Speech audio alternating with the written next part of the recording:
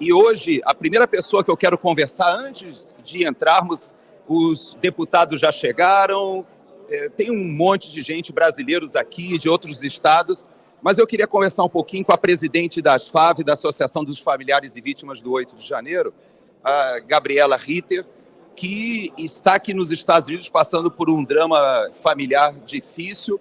Muita gente me perguntou se ela conseguiria vir aqui a Washington e eu a encontrei aqui. Gabriela, muito bom estar com você.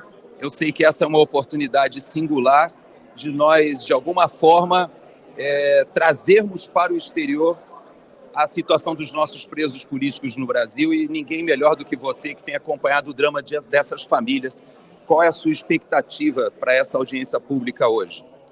Primeiro, eu agradeço ao Otávio, da TV Flórida, ao Coronel Gerson, pelo trabalho que você sempre tem feito de cobertura, de divulgar para o nosso país, né, o que tem acontecido internamente.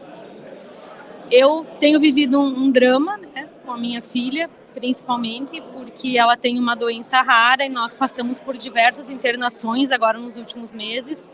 Ela esteve internada até sábado, então eu não saberia se eu conseguiria estar aqui, mas eu entendo a minha missão e o papel, então fiz um esforço, né, juntamente com meu esposo, com meu filho, para que eu pudesse estar aqui hoje, representando os presos do 8 de janeiro, as famílias que tanto têm sofrido e também os advogados que têm sido cerceados nos processos do 8 de janeiro. Gabriela, vocês também participarão dessa audiência de alguma forma. Existem 3 testemunhas que foram oficialmente convocadas pelo Partido Republicano e uma testemunha que foi convocada pelo Partido Democrata, que é um brasileiro também, e falará em nome da perspectiva da esquerda. Vocês entregarão um documento também da ASFAV e, pelo que eu compreendi, entrará nos registros do Congresso americano e se tornará um documento, inclusive, público para toda a imprensa. Qual a importância, então, dessa participação de vocês que, de certa maneira, vocês oficializam e formalizam junto ao Congresso americano a situação de quase 2.000 famílias perseguidas políticas no Brasil hoje? Sim, dentro do nosso país, né, nós oficializamos e denunciamos, né, tudo que vem ocorrendo desde o 8 de janeiro. Então, hoje também nós entregamos um documento que tem 7 páginas, né, com tradução para o Congresso americano, para que eles tenham ciência, né. Estamos aqui, então, representando as violações que vêm ocorrendo com os presos políticos do nosso país.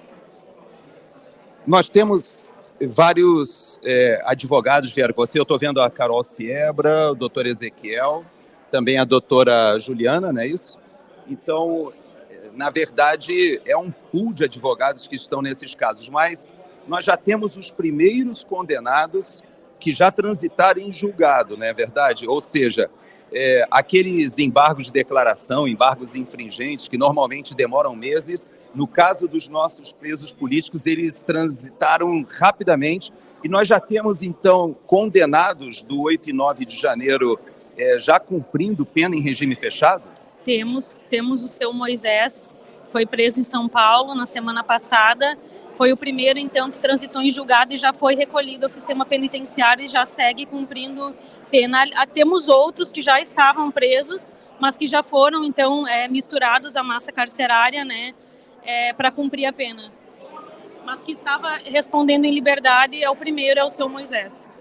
Então, ou seja, já existem presos políticos, já não são presos provisórios, condenados, e daqueles 1.500, 1.600, que depois, somando até com os idosos que foram liberados, dá quase 2.000 famílias do dia 9 de janeiro também, nós temos algumas famílias que já assinaram os acordos que foram propostos pela PGR, mas a maioria se nega a assinar.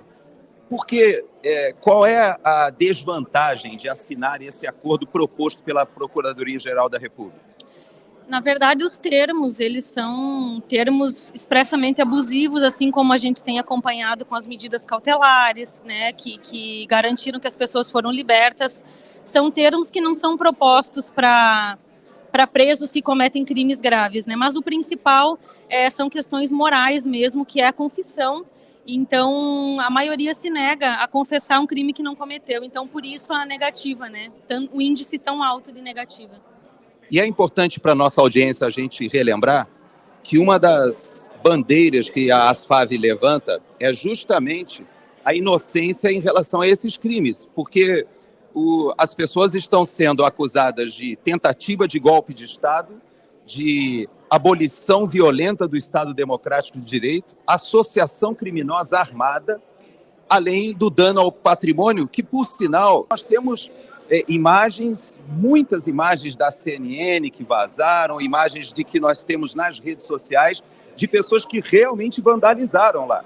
E essas pessoas não estão sendo julgadas e, no entanto, os idosos, as pessoas que foram se manifestar, nenhuma dessas pessoas, pelo menos na minha perspectiva, teve uma prova sequer dizendo que elas participaram desses atos de vandalismo. Essa é a visão? Eu estou correta com a minha visão? Está correto, não tem nenhuma prova nos processos.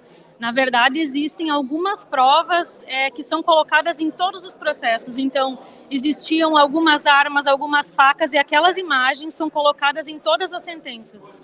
Então, individualizado, não tem nada, e todo mundo condenado pelos mesmos crimes, com penas que variam de 14 a 17 anos. O meu pai é um exemplo disso, ele foi condenado em 14 anos, sem absolutamente nenhuma prova, nem a perícia em celular, nada que comprovasse que ele cometeu algum crime no dia 8. Gabriela, obrigado. Uma vez mais, eu te agradeço em nome de todos os brasileiros. Eu tenho acompanhado essa luta de vocês na ONU, depois na Organização dos Estados Americanos, aqui no Congresso americano já por 2 vezes, e agora parece que finalmente haverá uma audiência muito importante num comitê de relações internacionais que tem possibilidade de fato, sancionar pessoas que estão violando esses direitos humanos no Brasil. É interessante que, infelizmente, parte dos nossos operadores de direito no Brasil somente se manifestaram ou começaram a perceber o que estava acontecendo depois da pressão internacional, até da participação do Elon Musk, todo aquele imbróglio.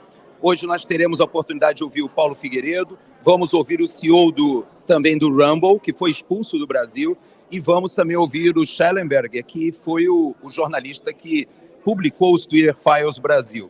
Então eu creio que isso, de certa maneira, reforça toda a luta de vocês.